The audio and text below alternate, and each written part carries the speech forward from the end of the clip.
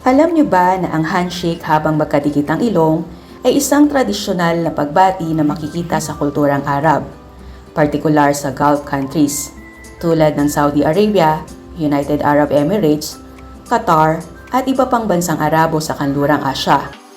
Ang pagbati na ito ay kilala rin sa tawag na Eskimo kiss sa ilang bahagi ng mundo. Ngunit may partikular na kahulugan at konteksto sa mga kulturang Arabo. Sa mga bansang ito, ang mga tradisyonal na pagbati at galak sa pagkilala sa isa't isa ay may malalim na kahulugan at simbolismo ng paggalang, pagkakaisa at koneksyon sa pagitan ng dalawang tao. Karaniwan, kapag ang mga kalalakihan ay magkasama at mayroong magandang relasyon, magsasagawa sila ng handshake na may kasamang pagdikit ng ilong na tinatawag na nose kiss o taslim. Sa kulturang Arab, ang pagbati ng may kasamang pagdikit ng ilong ay may kasamang mas malalim na kahulugan na nagpapakita ng higit na pagkilala at mga personal na relasyon sa pagitan ng mga tao.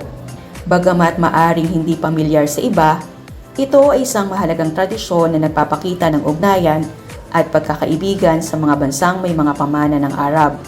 Ang tradisyong ito ay isang mahalagang halimbawa ng malalim na halaga ng interpersonal na relasyon at respeto sa kultura ng mga Arabo.